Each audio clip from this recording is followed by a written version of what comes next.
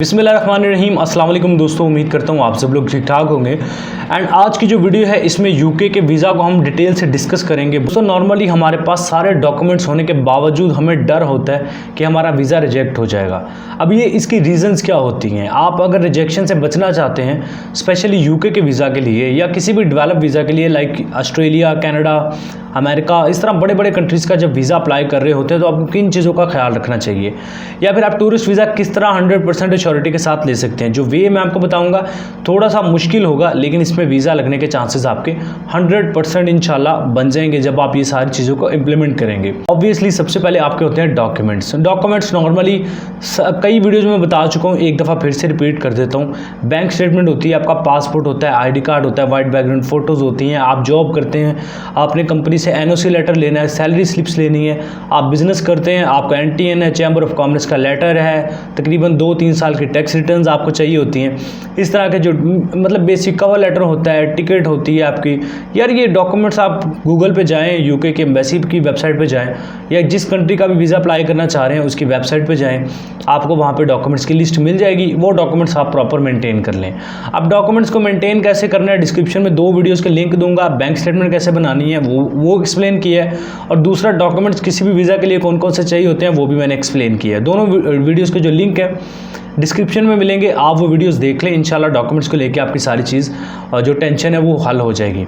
अब आती है बारी कि हमें किन चीज़ों को इम्प्लीमेंट करना चाहिए डॉक्यूमेंट्स के साथ साथ। अब ये एक सबसे इम्पॉर्टेंट जो चीज़ होती है वो क्या होती है, देखें आज से हम 3-4 महीने या 5 महीने पहले चले जाएं तो बहुत सारे लोगों ने वीज़ा लिए, और यकीन करें उन्होंने अपनी प्रोफाइल पे काम किया, ट्रैवल हिस्ट्री वगैरह कुछ भी नहीं था, वीज़ा आसानी से लग गया। डेवलप कंट्रीज़ का जैसे Canada, America, Australia, New Zealand, UK, ठीक है, जर्मनी, इस तरह यूरोपियन कंट्रीज़ का भी।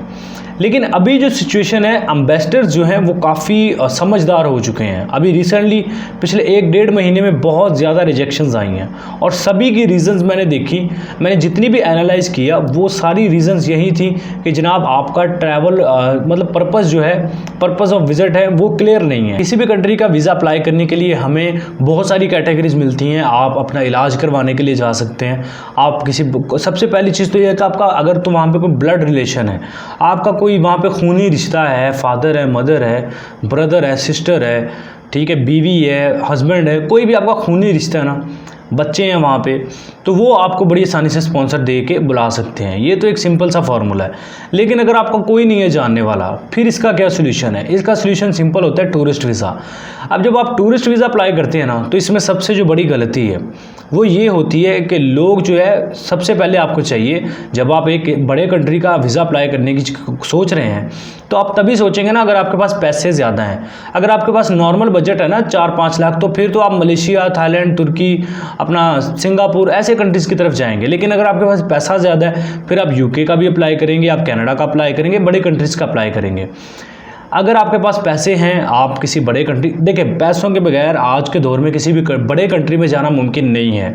5-6 लाख, 10 लाख, इसमें अगर कोई बंदा आपको कहता है टूरिस्ट वीज़ा मैं आपको ले दूंगा, समझ ले वो आपके पैसे खाना चाह रहा है, इसमें कोई सच्चाई नहीं है। लेकिन अगर आपने कोशिश की खुद करनी है, आप कर सकते हैं। वीज़ा अप्लाई करने में कोई हर्ज नहीं होता, लेकिन रिजेक्शन आएगी, सिंपल है। क्योंकि आजकल तो तुर्की जैसा कंट्री जो है 1 मिलियन की कम से कम बैलेंस आपसे मांग रहा है, क्योंकि महंगाई है, हमारा डॉलर जो है वो बढ़ चुका है, पैसे की वैल्यू गिर चुकी है। हमारे लिए वो 5-6 लाख है, लेकिन जो जिस कंट्री में आप जाना चाह रहे हैं उसके लिए चंद रुपये होते हैं, ये चंद 100 रुपये होते हैं।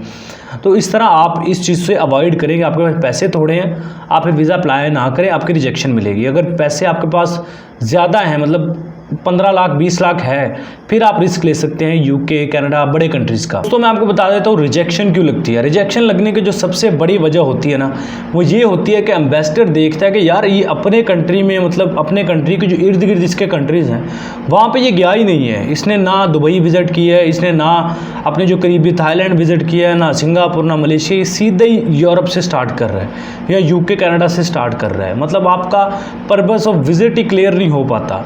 आपको चाहिए अगर आप किसी बड़े कंट्री का वीज़ा अप्लाई करना चाह रहे हैं। आप पहले एक दो छोटे कंट्रीज ट्रैवल कर लें ताकि एम्बेसडर को पता चल जाए ये छोटे कंट्रीज में ट्रैवल करके वाकई टूरिस्ट है। अगर वहाँ पे इसने कोई इलीगल एक्टिविटी नहीं की, ये हमारे कंट्री में भी नहीं करेगा। पहली रीज़न तो होती है ये, मतलब ट्रैवल हिस्ट्री बना लें, पहले कोई 3-4 कंट्रीज़ घूम लें, 5-6 जितनी आप घूम सकते हैं ज़्यादा से ज़्यादा घूम लें। पहली चीज़ तो ये। दूसरे नंबर पे जो सबसे बड़ी चीज़ होती है वो ये होती है कि आपके अकाउंट में बैलेंस होना चाहिए। फॉर एग्जांपल आपने देखा आपकी टिकट, आपका वीज़ा, आपका रहना सहना, खाना पीना, 15 दिन का आपका टूर है और आपका खर्चा आ रहा है 6 लाख रुपया, तो आपके अकाउंट में कम से कम 18 लाख होना चाहिए। मतलब 3 गुना आपका जो एक्सपेंस आ रहा है एक्चुअली उसमें से उससे आप मल्टीप्लाई करें तो 3 गुना ज़्यादा आपका होना चाहिए। इतना बैलेंस तकरीबन आपके अकाउंट में होना चाहिए। अब ये क्यों होना चाहिए?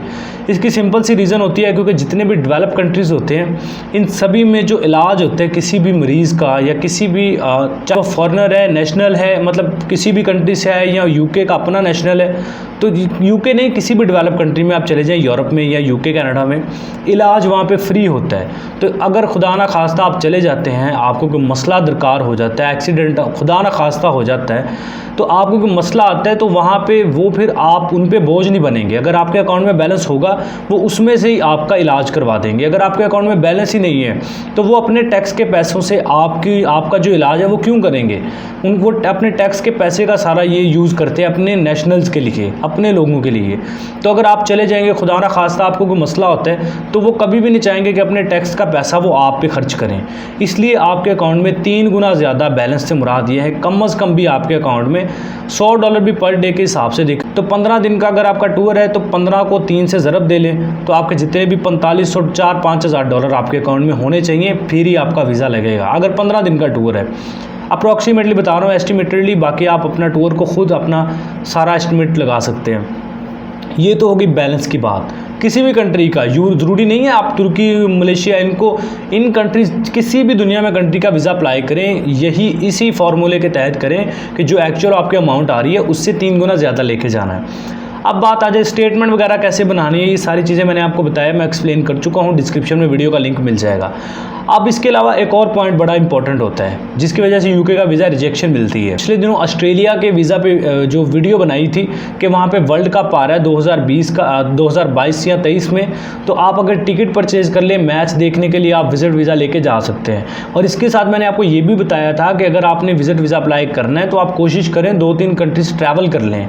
मतलब ये होता है, देखें, अब कोई बंदा जो है वो दुबई में मैचेस होते हैं, वहाँ पे कभी टिकट लेके गया नहीं है, मैच देखा नहीं है, कोई किसी और कंट्री में अगर कोई टूर्नामेंट हो रहा है वहाँ पे गया नहीं है मैच देखने, सीधा यूरोप आना चाहता है या यूके आना चाहता है मैच देखने के लिए, या ऑस्ट्रेलिया आना चाहता है मैच देखने के लिए, तो यहाँ पे आपके लिए प्रॉब्लम क्रिएट हो सकती है। आप कोशिश किया करें जो भी आप प्लानिंग कर रहे हैं, ऐसे नहीं होता कि वीडियो देखी है 1 महीने के अंदर अंदर ही मैंने सारा कुछ कर लेना है। आप जब कोई अपना प्लान बना लेते हैं माइंड में कि यार मैंने इस तरह वीज़ा लेना है, तो उसमें फिर कुछ 2 साल 2.5 साल काम किया करें। मतलब फॉर एग्जांपल आपने सोचा कि यार मैंने ऑस्ट्रेलिया में 2023 में वर्ल्ड कप हो रहा है, मैंने उसकी टिकट लेके वीज़ा लेना है, तो आप कोशिश करें कोई दुबई में टूर्नामेंट हो रहा है या किसी भी छोटे मोटे कंट्री में कोई टूर्नामेंट हो रहा है, चाहे वो फुटबॉल का है, क्रिकेट का है, बैडमिंटन का है, किसी भी जो स्पोर्ट्स का है, तो आप कोशिश करें उसकी टिकट बाय करें। आप सस्ता सा मुल्क होगा, वहाँ पे जाके 1-2 दिन रह के मैच देख के आ जाएं, ताकि पता चले कि जहाँ दूसरे कंट्रीज़ में भी बंदा मैच देखने के लिए जाता है, ताकि आप किसी बड़े कंट्री का जब अप्लाई करें तो आपको एक अच्छा बेनिफिट मिलता है। जब आप 1-1.5 साल 2 साल लगा के उस पर प्रॉपर काम करके अपना वीज़ा अप्लाई करते हैं, फिर आपको 100% होता है कि वीज़ा मिल जाएगा, क्योंकि आप बैक 1.5-2 साल से उस चीज़ पे काम कर रहे हैं जिस पे आपने वीज़ा अप्लाई किया है। जो चीज़ें मैं आपको बता रहा हूँ ना, ये नॉर्मली कोई भी एजेंट, कोई भी कंसल्टेंट, ये चीज़ें ये अंदर की चीज़ें होती हैं, यकीन करें। जो मैं आपके सामने एक्सप्लेन करके बता देता हूँ कि ऐसे ऐसे है, तो आपने करना है टूरिस्ट वीज़ा अप्लाई। ये सारी चीज़ें जो मैंने बताई हैं इनको मद्देनज़र रखते हुए अप्लाई करें। वीडियो बनाने का एक्चुअल में मकसद जो है वो यकीन करें यही था कि बहुत सारे लोग वीडियो देखते हैं और 15-20 दिन के अंदर अंदर ही कहते हैं जी हमने बस देख लिया यूके का, हमने यूके का वीज़ा ही अप्लाई करना है और 20-25 दिन के अंदर अंदर अप्लाई करना है। उस पर जो भी आपका यूके नहीं, जो जो भी टारगेट बनाएं उस पर कम से कम 1.5 साल काम करें, डिफरेंट टाइप ऑफ वर्क्स करें अपने प्रोफाइल पे, ताकि जब आप वीज़ा अप्लाई करें एम्बेसडर को भी नज़र आए कि जिस कैटेगरी में अप्लाई कर रहा है ये 1.5 साल से ऑलरेडी उसमें खज्जल ख़राब हो रहा है, ये इसने काफ़ी ट्राइज़ की हैं या फ़लाँ कंट्री में भी जा चुका है, उसी मकसद को, जिस मकसद से हमारे कंट्री में आना चाह रहा है उसी मकसद के लिए वहाँ पे जा चुका है और भी कंट्रीज़ में जा चुका है, ताकि आपका पूरा रिकॉर्ड शो हो। अच्छा, एक और चीज़ बड़ी इंपॉर्टेंट होती है, वो होती है आपकी सेटलमेंट। अब सेटलमेंट को बहुत सारे लोग ये सोच लेते हैं कि मेरी जनाब 1 लाख रुपया सैलरी है तो मैं बस इसी पे हूँ। देखें, सेटलमेंट का कभी भी मकसद ये नहीं होता कि 1 लाख रुपया आपकी सैलरी है आप सेटलमेंट हो गई। सेटलमेंट से मुराद ये तो, या फिर ये भी नहीं होता आप गवर्नमेंट एम्प्लॉय हैं तो तभी आपका वीज़ा लग जाएगा, ऐसा नहीं होता। आपकी सेटलमेंट से मुराद ये होता है कि आप अगर फॉर एग्जांपल कम से कम भी आपको एक जॉब करते हुए 4-5 साल हो चुके हों, आपके पास पता हो एम्बेसडर को कि इस बंदे के पास इतनी सेविंग ऑलरेडी हो चुकी है कि अगर ये फॉर एग्जांपल ये जॉब छोड़ता है तो इसके पास इतना पैसा है कि ये अपना काम कर सकता है, या इसके पास कोई डिप्लोमा डिग्री है या कोई स्किल है, ताकि ये किसी और इस जॉब को छोड़ेगा, इसको और ऑप्शंस मिल जाएंगे, ये वहाँ पे भी कर पाएगा। कुछ मतलब कि ना ऐसी पॉइंट्स होते हैं जिनको नॉर्मली हम नहीं समझते, हम इन पे गौर ही नहीं करते, और एम्बेसडर इन छोटी छोटी चीज़ों पे गौर करके आपको रिजेक्शन दे देते हैं। आप जो भी पढ़े लिखे नहीं है, हुनर नहीं है, कोई एजुकेशन ख़ास नहीं है, उनको चाहिए कि वो टूरिस्ट कैटेगरी को रख रहे हैं तो पहले छोटे मोटे कंट्रीज ट्रैवल कर लें, थोड़ी बहुत ट्रैवल हिस्ट्री मेंटेन कर लें, फिर अपना वीज़ा अप्लाई करें तो इंशाल्लाह उनका भी हो जाएगा। तो ये कुछ छोटी मोटी चीज़ें थी जो मैंने कहा आपसे क्लियर कर दूँ। बहुत सारे लोग जो है मैसेज कर रहे थे कि यार यूके का वीज़ा अप्लाई करना है, टूरिस्ट वीज़ा, तो उसके ये जो कुछ टिप्स हैं मैंने आपसे शेयर कर दिए हैं ताकि 1-2 बंदों को नहीं सभी को पता चल जाए। बाकी वीडियो में कुछ पसंद आया हो या कुछ ना कुछ हेल्पफुल लगी हो, पसंद आई हो या ना पसंद आई हो, फिर भी लाइक करें। चैनल पर पहली दफ़ा एवरी वीज़ा यूट्यूब चैनल को सब्सक्राइब करके बेल आइकन पर प्रेस करें। अपना बहुत सारा ख्याल रखें। मिलते हैं नेक्स्ट वीडियो में। टेक केयर, अल्लाह हाफिज़।